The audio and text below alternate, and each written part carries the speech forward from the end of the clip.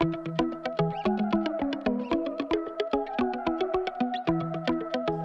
and welcome back to our channel. My name is Sasha Qualkenbush. I'm a real estate attorney. I'm Shannon. I'm a real estate agent and investor. I'm Jackie Hurtis, and I'm a residential mortgage lender. And we're the Property Queens. Today we're going to be talking about credit scores. We're going to do a breakdown of exactly what affects your credit score and what goes into it. So first, the biggest one that's going to have the biggest factor on your credit score itself, that factors 35% of what your credit score is going to be your payment history. So obviously you're going to want to make sure you are paying all of your payments on time, credit cards, anything that's on your credit. But I get a lot of questions like, what if I missed a couple days? You know, people get stressed out about that. The time where it really dings your credit is after 30 days. So obviously, in an ideal world, you always want to pay it on time, but if stuff happens, just make sure it never goes past 30 days because that's going to dramatically bring your score down a huge chunk. So keep that in mind when you're trying to work on your credit score. The second biggest portion is credit utilization rate. It makes up 30% of your overall credit scores. So this is the balance that you have on your revolving debt divided by the total credit available to you. So if you have a $10,000 balance on your credit cards or $10,000 limit on your credit cards, balance of $4,000, your credit utilization rate is 40%. You really want to keep that number below 29%. I know a lot of people think, oh, I rack up the balance every month, but then I pay it off when that statement comes due at the end of the month. So I have a zero balance once it's all closed out.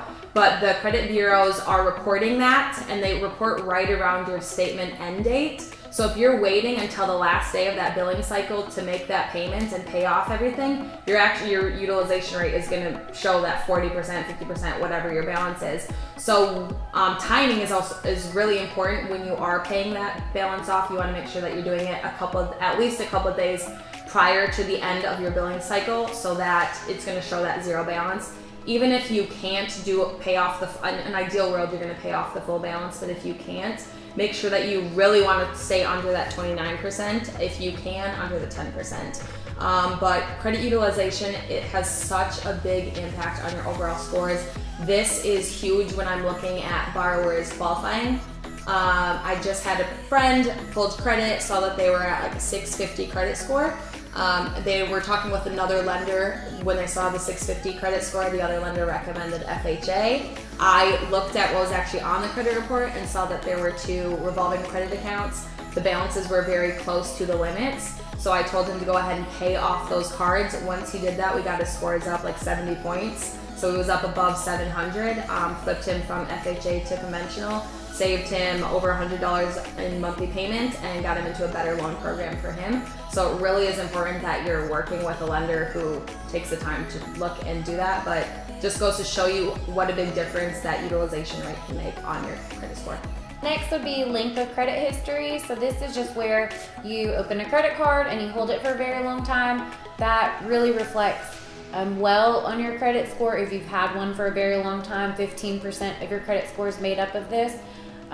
If you have a credit card that you've had for, let's say, 15, 20 years and you don't use it regularly, don't close it because that still affects your credit score greatly. And then also piggybacking on credit scores, if let's say your parents or someone that you know have really good credit scores, you can always open a credit line with, let's say your parents open it with your mom or dad, and just be a co-signer on the account, and then that will also help bring your credit score up. Well, so if they let's say they've had a Visa card that they've had for 10 years, they can actually add you as an authorized user, and then you get to add that 10 years of credit history to your credit score now. So obviously, huge help if they have positive payment history on that credit card. The 2 smallest things are new credit and types of credit used, and each one makes up 10% of your overall scores. People, when they're coming to talk to me about getting pre-approved, they're always so freaked out about having their credit pulled. They think it's going to drop their scores so dramatically. That has the smallest impact on your overall credit score. If you're making your payments on time, if you're keeping that utilization rate down, and you're doing everything, all the other stuff that we talked about, me pulling your credit scores is not going to make you no longer qualify for a house. So it has such a small impact, and people are freaked out to have multiple lenders pulling it. But the credit bureaus can see that you're doing that, and you're allowed to shop around for a mortgage. So as long as each lender has pulled it within a short period of time, within that, I think it's a 30-day window, it's all considered one pull. So it's not like when you're going out and shopping for a car, that really can ding your scores, because that car place pulls it from multiple different banks. But when you're having 2 or 3 lenders pull your scores while you're shopping for a mortgage, that does not drop your scores dramatically at all. Thank you for tuning in this week to our video. Hopefully this information was helpful. If you have any questions on things we've gone over, or just want to contact us in general, definitely hit our expand button and all of our contact information. And then make sure you haven't already, so hit that subscribe, like, share with your friends. And until then, we will see you next Tuesday. Bye. Bye.